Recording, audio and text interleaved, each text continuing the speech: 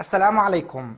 اليوم سنتحدث عن أمير دمشق، عن حاكم دمشق الذي حكمها 3 عقود في فترة كانت من أشد فترات الصراع والاضطرابات في العالم الإسلامي. كانت فترته فترة علمية زاهية، حيث عاش في عصره أبرز العلماء المؤرخين والموسوعيين أمثال ابن كثير وابن تيمية والذهبي وابن القيم الجوزية. رغم أعماله وآثاره التي لا تزال شاهدة على تاريخه في دمشق وفي طبرية وفي نابلس وفي عجلون وفي مصر، لكننا لا نذكر هذا الأمير إلا ذكرناه بلطخة سوداء في تاريخه. لقد مات أحد أعلام الإسلام في سجونه. سجنه لفتوى تتعلق بالأحوال الشخصية، بالطلاق، فتوى الطلاق، حتى مات في سجنه. مات على صدر عالم آخر من أعظم علماء الإسلام، فتحقق في هذا الرجل ما قال الله تعالى في الحديث القدسي الذي رواه النبي صلى الله عليه وسلم: من عادى لي وليا فقد آذنته بالحرب. ما رأيكم في هذه الحلقة من مصارع الملوك أن نتعرف على سيرة أمير دمشق الذي حكمها 30 عاما، حكمها بالعدل والإنصاف، وكان متدينا كما يقول الذهبي والصفدي، لكنه دقت عنقه في آخر حياته في الإسكندرية ونقل إلى دمشق ودفن فيها. هيا بنا نتعرف على سيرة الأمير سيف الدين تنكز. السلام عليكم ورحمة الله وبركاته. إخوتي الكرام، رمضانكم مبارك. أسأل الله أن يعيده علينا وعليكم باليمن والبركة والعافية، وأن يتقبل منا صيامنا وقيامنا وركوعنا وسجودنا، وأن يختم بالصالحات أعمالنا. عاش الأمير سيف الدين أبو سعيد تنكز الأشرفي الناصري في عصر المماليك في القرن 7 والثامن الهجري.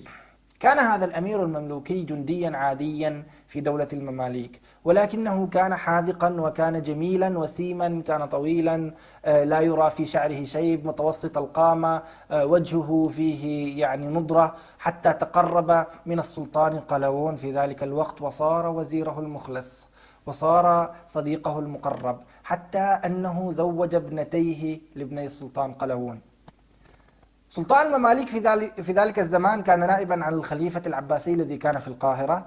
كان سلطان المماليك في الإسكندرية، وكانت دمشق تخضع لسلطة المماليك. فعين هذا الرجل الذي يسمى سيف الدين تنكز، عينه واليا على دمشق. حكم 30 عاما حتى قورنت منزلته في دولة المماليك بمنزلة جعفر البرمكي من هارون الرشيد. كان الوزير ونائب السلطنة، ذو السطوة الكبيرة، ذو الهيبة. دمشق في تلك الفترة لم تكن مدينة عادية، كانت هي المدينة التي نشأ وعاش فيها العز بن عبد السلام. هذه الفترة هي تماما فترة وفاة الأمير الظاهر ببرس الذي كان سلطان دمشق والشام، وهذه الفترة هي التي تلت اجتياح المغول للعالم الإسلامي. جاء الأمير تنكز إلى دمشق، وفيها كل هذا العلم الوافر، وفيها كل هذه البيئة الخصبة. كان فيها شيخ الإسلام أحمد بن عبد الحليم بن تيمية، كان فيها تلميذه ابن قيم الجوزية، كان فيها جبال العلم الراسخين، كان فيها الإمام الذهبي مؤرخ الإسلام، كان فيها ابن كثير. هذه الفترة الذهبية من تاريخ مدينة دمشق. وصفه الصفدي فقال بأنه كان رشيق القامة، كان متوسط الهامة، كان مليح الشعر، قليل الشيب، بعيدا عن الفاحشة والريب، كان يملك نفسه عند المحارم، وكان يعد مغانم الفاحشة من المغارم، وكان رقيقا، كان يذوب وجدا في هواه ويفنى غراما، ولا يرتكب مع القدرة حراما. هكذا كان وصفه الصفدي، أعظم شأنه. وكان من سوء حظ هذا الرجل، أو من حسن حظه، أنه عاصر كل هؤلاء المؤرخين الذين وصفوه بشتى الأوصاف، حتى أن الذهبي كان فيه بين المادح والذام. فرغم أنه وصفه بأنه ذو ديانة، لكنه وصفه بأنه كان ذو حرص، وكان ذو بخل، وكان ذو جشع.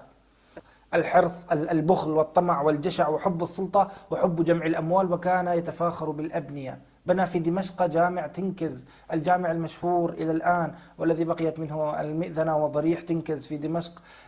بنى خان تنكز في القدس، بنى سوق القطانين، وبنى بمارستانا يعرف باسمه بمارستان تنكز، وبنى جامعا في نابلس باسمه. كما أنه بنى جامعا في عجلون أيضا يحمل اسمه. يعني اسم الأمير تنكز في بلاد الشام لا زال حاضرا إلى اليوم هذا بقوة. لكن نحن لا نذكر عن الأمير تنكز هذه الإنجازات الضخمة. ما هي الحادثة الأقصى التي نذكرها عن هذا الأمير؟ كان ملك روسيا وإيران في ذلك الوقت ملك تترستان الأمير قازان. قازان هذا هو حفيد هولاكو وجنكيز خان.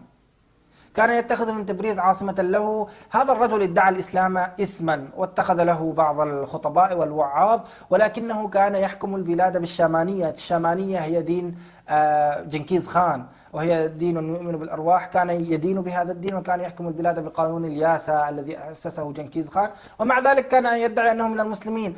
الأمير تنكز في ذلك الوقت كان لاهيا في قصوره مهتما بأملاكه، وكان يميل إلى التصوف ويقرب منه مشايخ المتصوفة.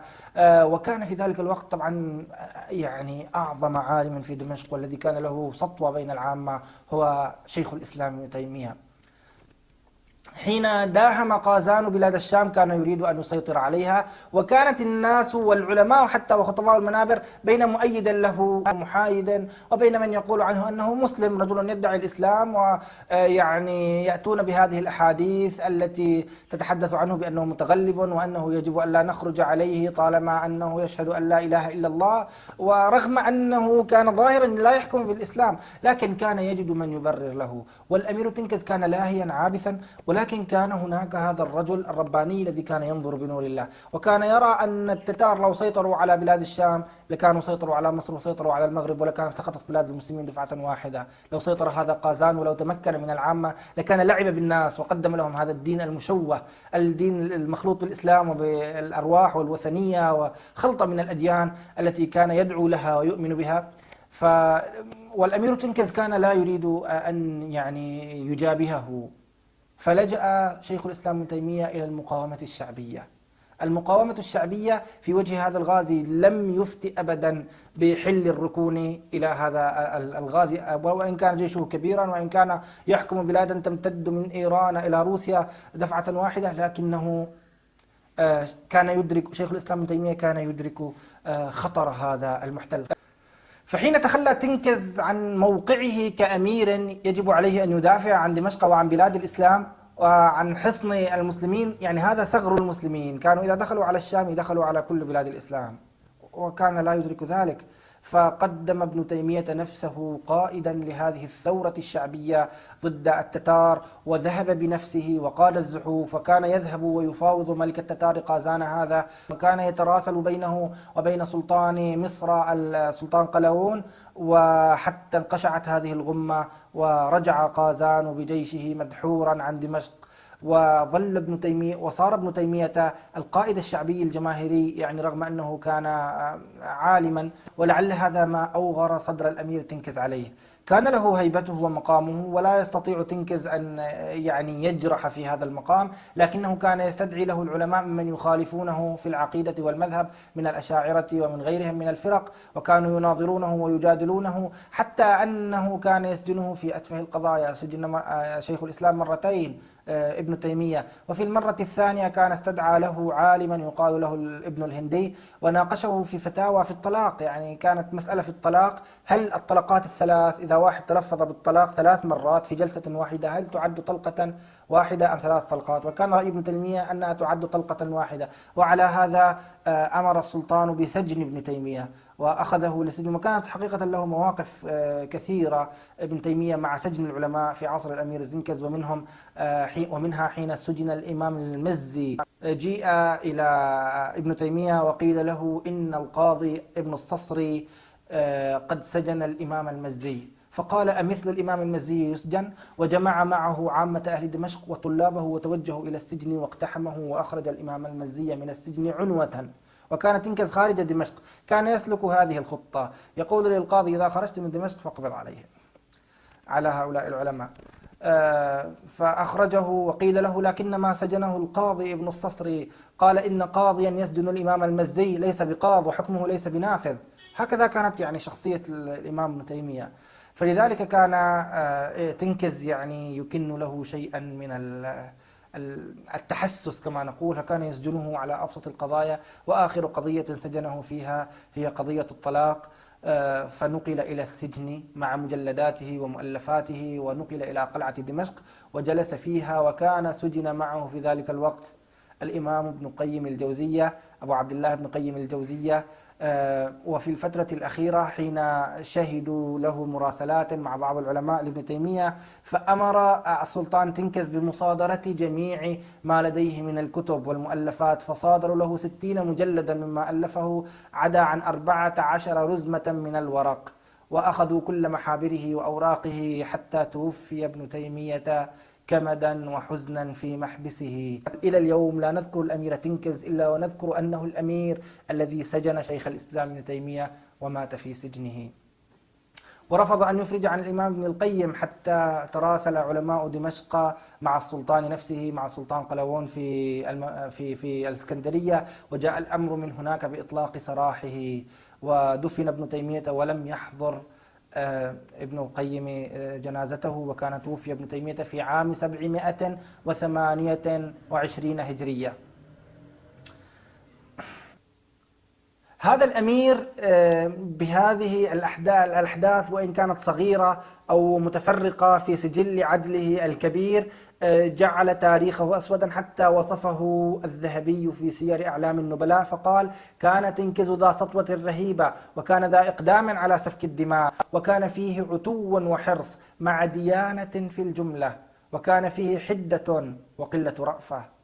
الحرص هذا والجشع وحب التملك هو الذي انتقم الله به لابن تيمية، فكان كما قال الشاعر: وما يد إلا يد الله فوقها، ولا ظالم إلا ابتلاه بأظلم، حيث أوغرت أملاك هذا الرجل، واقتناؤه لنفائس الأموال، وامتلاكه العقارات المختلفة في المدن والقرى، وبناؤه الجوامع باسمه في حمص وبيروت والبقاع وفلسطين ومصر، مما بلغت أثمانها الملايين، أوغر صدر الحساد عليه لدى السلطان قلاوون، مما حدا به لأن يستدعيه إلى مصر ويحقق معه في هذه الأملاك.